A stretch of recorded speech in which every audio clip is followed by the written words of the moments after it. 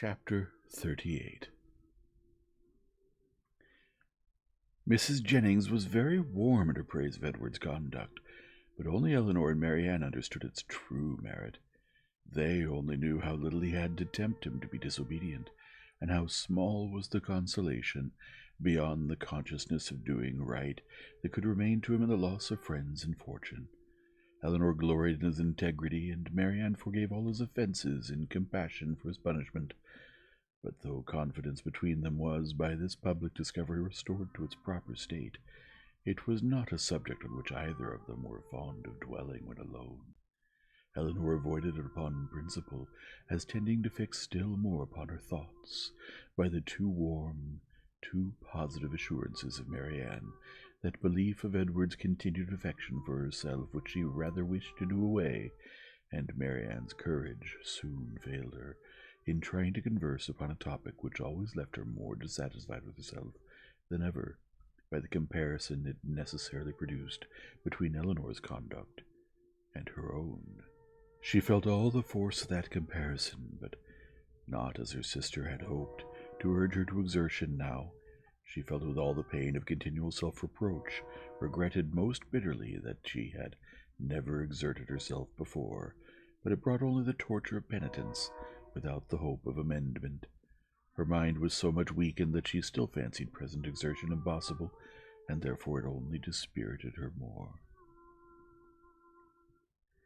Nothing new was heard by them for a day or two afterwards of affairs in Harley Street or Bartlett's Buildings, but though so much of the matter was known to them already that Mrs. Jennings might have had enough to do in spreading that knowledge farther without seeking after more, she had resolved from the first to pay a visit of comfort and inquiry to her cousins as soon as she could, and nothing but the hindrance of more visitors than usual had prevented her going to them within that time. The third day succeeding their knowledge of the particulars was so fine, so beautiful a Sunday, as to draw many to Kensington Gardens, though it was only the second week in March. Mrs. Jennings and Eleanor were of the number, but Marianne, who knew that the Willoughbys were again in town, and had a constant dread of meeting them, chose rather to stay at home than venture into so public a place.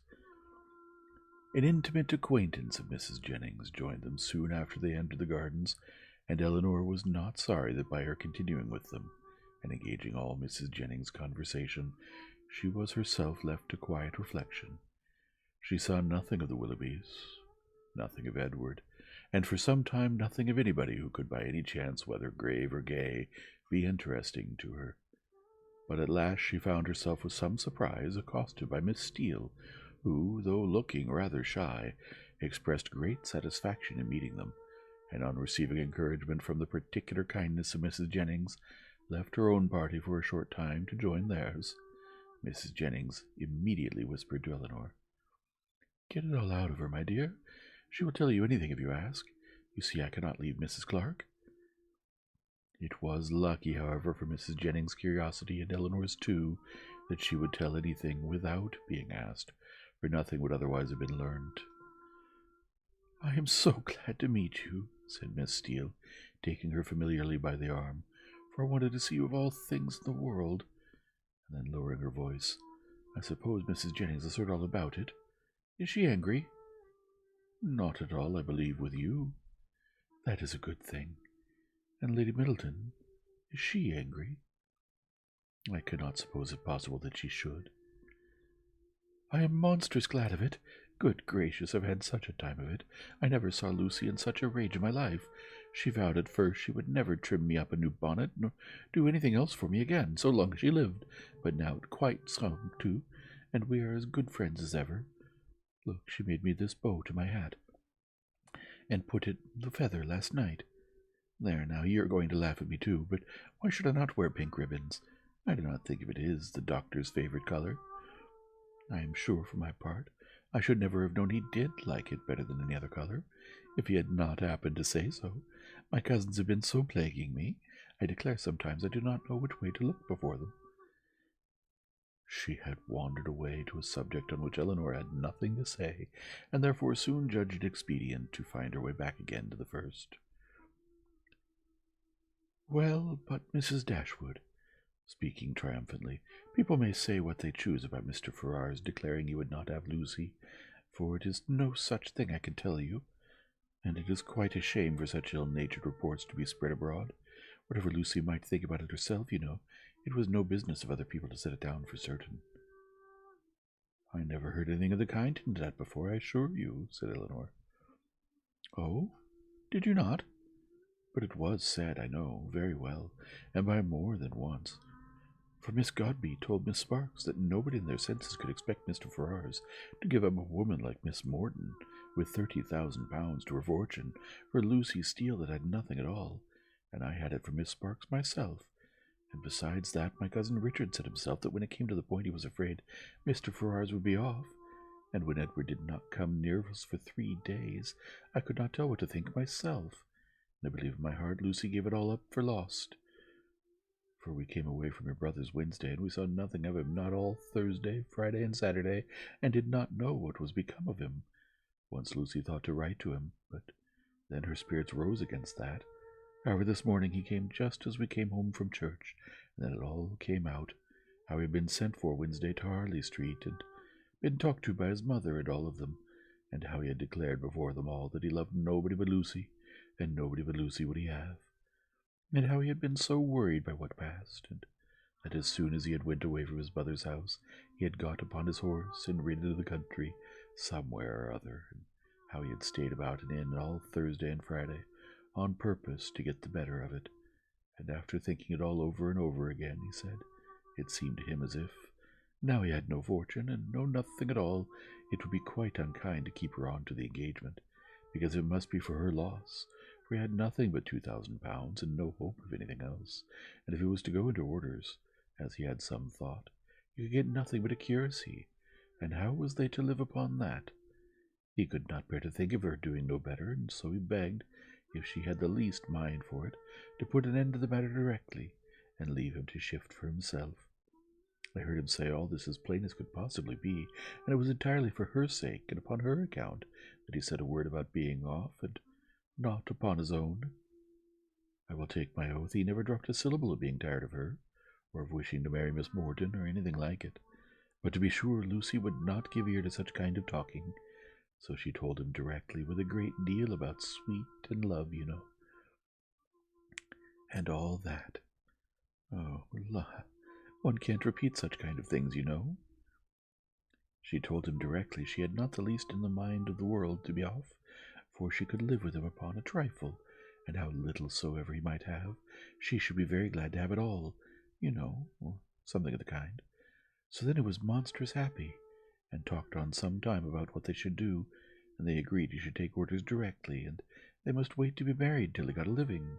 And just then I could not hear any more, for my cousin called from below to tell Mrs. Richardson was come in her coach, and would take one of us to Kensington Gardens, so I was forced to go to the room and interrupt them, to ask Lucy if she would like to go, but she did not care to leave Edward, so I just ran upstairs and put on a pair of silk stockings, and came off with the Richardsons. I do not understand what you mean by interrupting them, said Eleanor.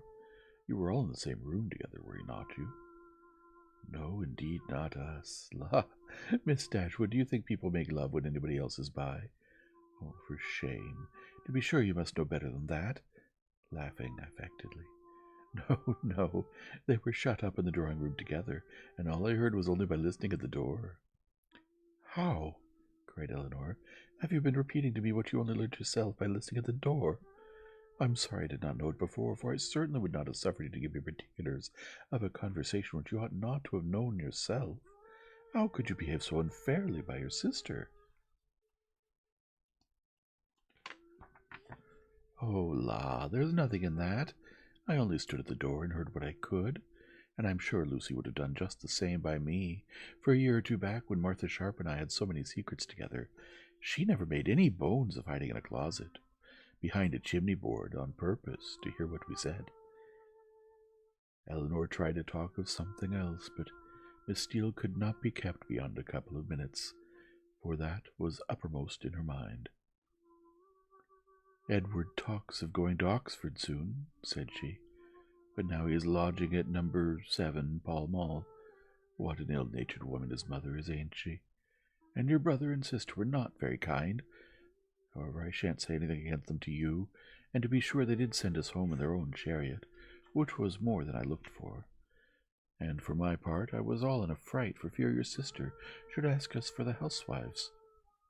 She had gave us a day before, but however, nothing was said about them, and I took care to keep mine out of sight. Edward have got some business at Oxford, he says, so he must go there for a time, and after that, as soon as he can light upon a bishop, he will be ordained. I wonder what curacy he will get.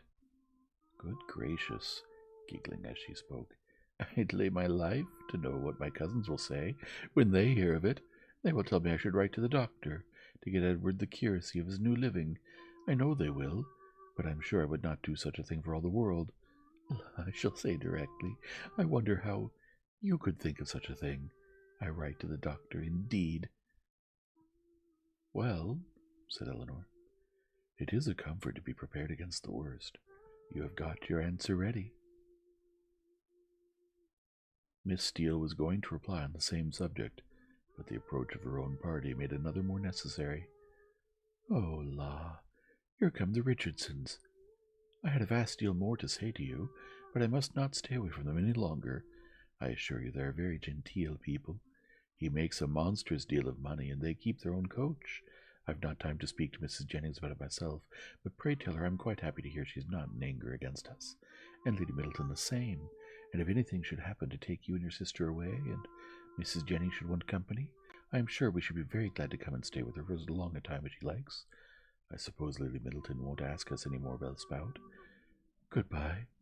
I am sorry Miss Marian was not here. Remember me kindly to her. La, if you've not got your spotted muslin on, I wonder you was not afraid of its being torn. Such was her parting concern, for after this she had time only to pay her farewell compliments to Mrs. Jennings before her company was claimed by Mrs. Richardson, and Eleanor was left in possession of knowledge which might feed her powers of reflection some time, though she had learnt very little more than what had been already foreseen and foreplanned in her own mind. Edward's marriage with Lucy was as firmly determined on, and the time of its taking place remained as absolutely uncertain as she had concluded it would be. Everything depended, exactly after her expectation, on his getting that preferment of which at present there seemed not the smallest chance.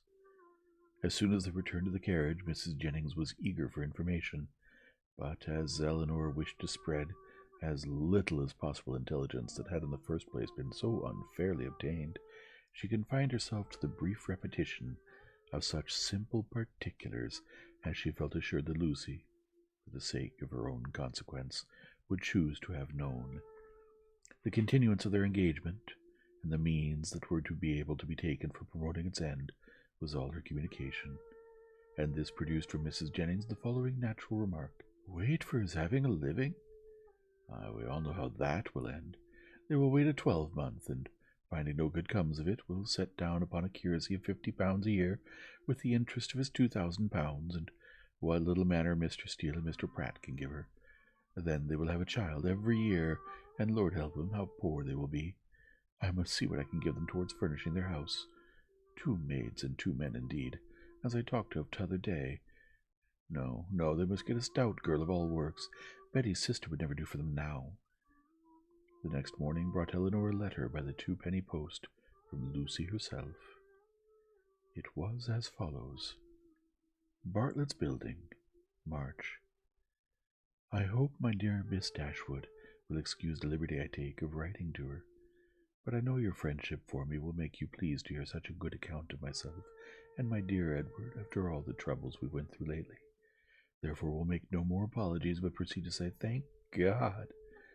Though we have suffered dreadfully, we are both quite well now, and as happy as we must always be in one another's love.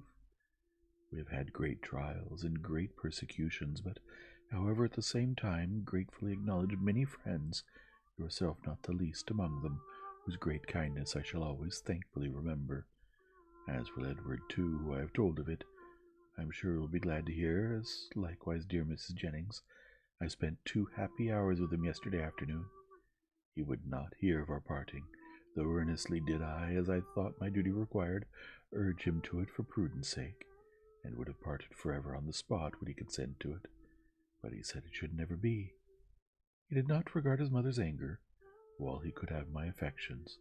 Our prospects are not very bright, to be sure, but we must wait and hope for the best. He will be ordained shortly, and should it ever be in your power to recommend him to anybody that has a living to bestow, I am very sure you will not forget us. And dear Mrs. Jennings, too, trust she will speak a good word for us to Sir John, or Mr. Palmer, or any friend that may be able to assist us.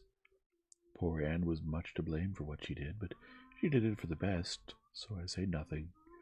Hope Mrs. Jennings won't think it too much trouble to give us a call. Should she come this way any morning, 'twould be a great kindness, and my cousins would be proud to know her. My paper reminds me to conclude, and begging me to be the most gratefully and respectfully remembered by her, and to Sir John, and Lady Middleton, and the dear children, when you chance to see them. And love to Miss Marianne. I am, etc., etc. As soon as Eleanor had finished it, she performed what she concluded to be its writer's real design by placing it in the hands of Mrs. Jennings, who read it aloud with many comments of satisfaction and praise.